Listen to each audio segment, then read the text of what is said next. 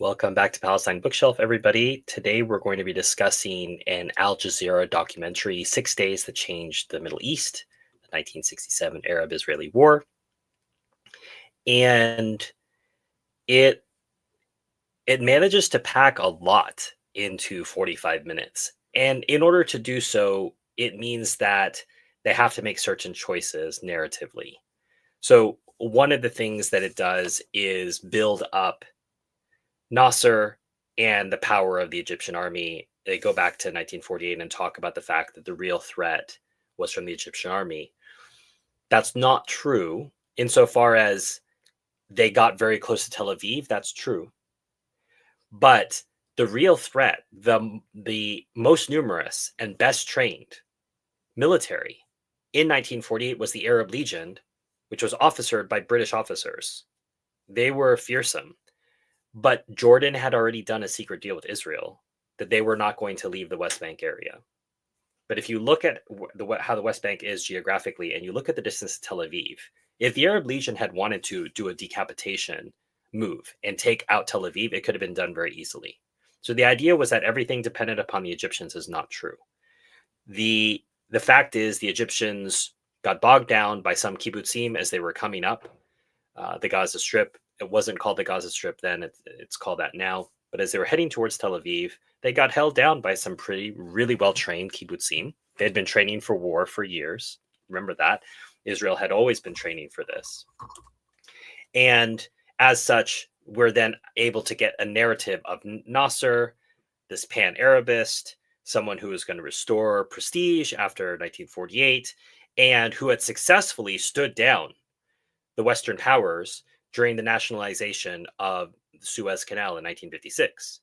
Israel, France, and Britain can't have this. We cannot allow a people to control their own resources. We have to be in charge of that.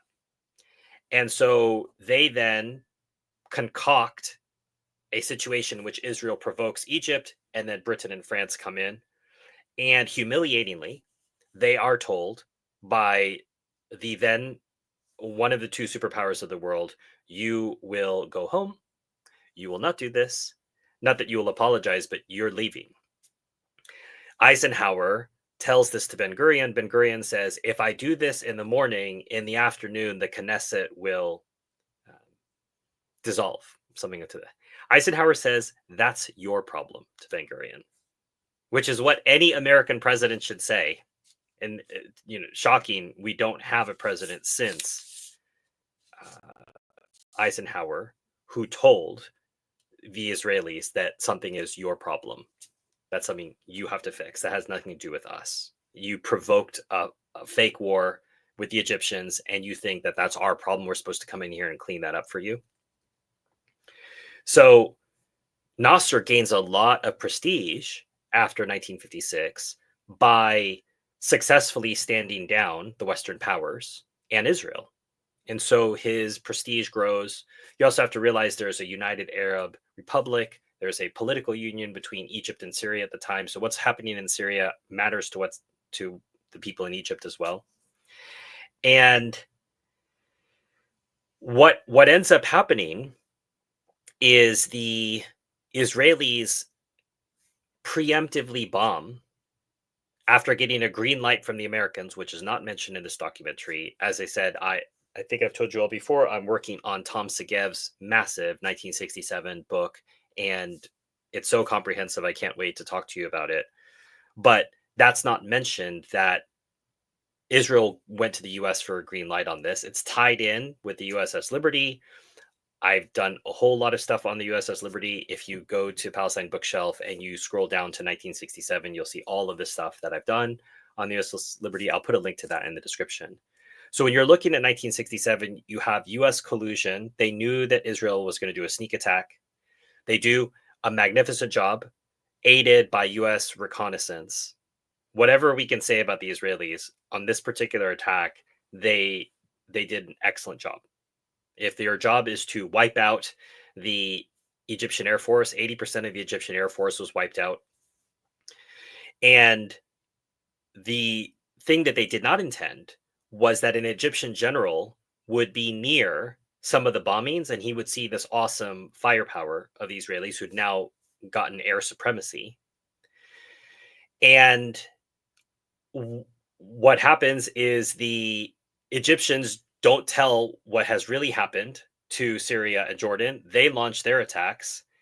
They then have an Operation Focus put on them. So Operation Focus is this campaign where all the airfields are bombed. I think something like 50%, if I can remember correctly, 50% of the Syrian Air Force is taken out. Jordan is humiliated. The Jordanians withdraw from the West Bank. The Golan is occupied. The Syrian political, whoever's in charge in Syria, organizes a ceasefire while his troops are still fighting. So they were putting up resistance. So in all of these cases, the Israelis did not have a slam dunk. They were being held up by the Egyptians on the border in the Sinai. The Jordanians, it seems, were not doing so well anyway, but the Syrians and the Golan were holding their own as well. And in all cases, they were undermined by their military. That general who'd witnessed this awesome Israeli firepower on day one orders a general retreat.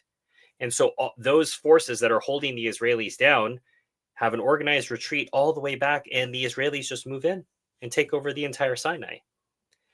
What ends up happening is this miracle narrative, which I've talked about in the documentary The Settlers, in which I'm forgetting her name, but she's a horrible person.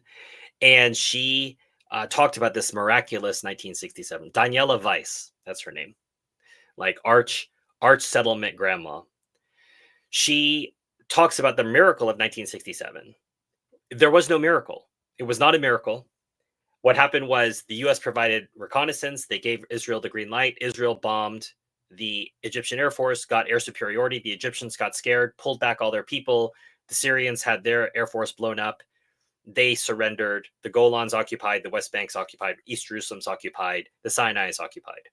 And all of those, except the Sinai, to this day remain occupied, which is why 1967 is so important. If you want to understand the state of play today in 2025, it goes back to 1967. 1948 is the necessary precursor to that. You can't understand 1967 if you don't know 1948, because you wouldn't know how the Israeli state, so-called, was even in a position to do what it did in 1967. The years after, 1949, 1950, Israel was doing poorly economically. They were struggling. They had a lot of refugees there, not a lot of money, even though they had a bunch of money coming in from America. But there's enough time for Israel between 1948 and 1967 to build up 200, 300 planes, however many they had, and to go do what they did in 67.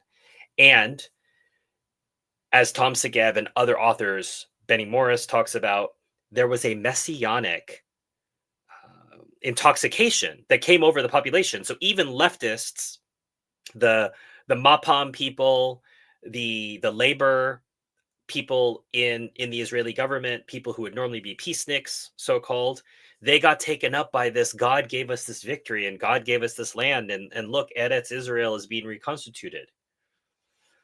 And taking over the Sinai as that shape that we're familiar with, which was referred to as Eretz Israel, the Sinai is not part of that. But again, for the Israeli rubric, it's more land, fewer Arabs. That always works out. That's good for us. And so they take it over. That Sinai is only given back after the peace treaty with Sadat, brokered by Jimmy Carter. Some details of that I talk about in my original review of Peace Not Apartheid on the Stephen Heiner channel. I'll try to put a link to that here. I did a recent Express review, which doesn't talk about that.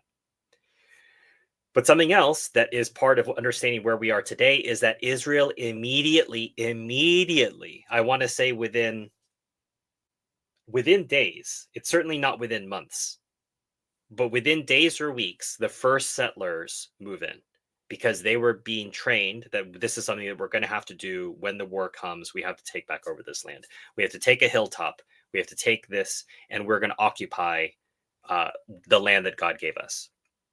And so you have settlers moving into the Sinai. You have settlers moving into Gaza. You have settlers moving into the Golan. You have settlers moving into the West Bank, and settlers moving into East Jerusalem. 2 of those have been dislodged since then. Obviously, Sinai was given back to Egypt, and all those settlements had to be dismantled. Gaza, unilateral withdrawal by Sharon in 2005, 2006, I think 2006. They they were withdrawn as well. So some will argue and point to that and say, Stephen, see, there's proof that Israeli settlers can be removed and moved back. Yes, but in those two cases, those settlements were not anywhere near as numerous as what we're seeing in the West Bank. So the settlement in Gaza was not a large settlement. Either there were three settlements or one settlement. They were in a particular part of North Gaza. And the Sinai settlements, as far as I know, and as I say, I'm still learning about 1967, so I'm happy to be corrected in the chat or elsewhere if I'm wrong on this, but they were nowhere near as numerous. We're talking about millions of Israeli settlers in the West Bank, at least a million. And so that wasn't what was happening in Gaza or Egypt. So it's very easy to say, yes, we can dismantle small settlements and move those Israelis back. It has been done. That is true. But what we're looking at now in the Golan, which is occupied Syria, in East Jerusalem, and in the West Bank are hordes, people who go out every night, engage in violence, break windows, honk horns, say, "Come out, you dogs," death to Arabs. In fire and in blood, we will drive the Arabs out. Very loving, beautiful language. I expect no less from the settlers. And the situation we have today goes directly back to 1967. So as I say, apart from Sinai and apart from Gaza, which is the real heart of Palestinian resistance. So I'm not trying to say that Palestine doesn't exist in the West Bank or it doesn't exist in East Jerusalem. But Gaza, as you can see, has not laid down. They're the ones who forced the settlers out by their actions, by their stance, by their militancy, and they should be admired and honored for that. This isn't to say that people in the West Bank and East Jerusalem are not doing their part. I know that they are, but they're simply not the same level of resistance. It's part of why the PA and Fatah still has a power base in the West Bank, and why the people in Gaza, for whatever reason, they decided that they were going to make their stand. And maybe it was because they were in a smaller pocket of territory. They're squeezed in there, a bunch of them, and they said, well, the only place we can go is into the water or into Egypt. So we've got to make our stand. Whereas the people in the West Bank and East Jerusalem still had some semblance of a life prior to 1948. They may still live on their family's house. They still may have their family's orange groves or olive trees, and they may still have some semblance of that life. So it's not so desperate for them. Some of them are still living in the homes they were living in prior to 1948. But it's coming now to them the way that it did to the people in Gaza many years ago. In a sense, Gaza was the West Bank. Gaza is a preview for the West Bank. What's happening to Gaza, it happened more quickly to them than now it's slow motion happening to the people in the West Bank. I've been referring to this Tom Segev book. Here again, I'm just going to show you. It's a wonderful book. Tom Segev's such a gifted writer. And there's, as I say, there's so much I'd like to talk about more, but that's for later. Today, I just want to focus on this documentary, which I think is an excellent express job of this to get you to understand the settlement project dates from 1967, and this wasn't a really great Israeli miraculous victory. It was spectacularly poor planning and poor leadership from the Arab militaries and the Arab political class, the leadership. And one other thing which I didn't know prior to this, probably will find out later in my reading, is that an Iraqi pilot had defected to Israel with a MiG, and for $1 million in equivalent, which must have been a very princely sum at that time. And the Israelis were able to break this plane down. Well, they flew it around, I'm sure, but they were also able to then break it down and look at what its weaknesses were. And so they were really prepared for aerial fights as well. All right, that's everything that I wanted to talk about. If there's any questions in the chat, I'm happy to take them now. Otherwise, we can wrap up a little early for today, and I will get back to reading and preparing for next week.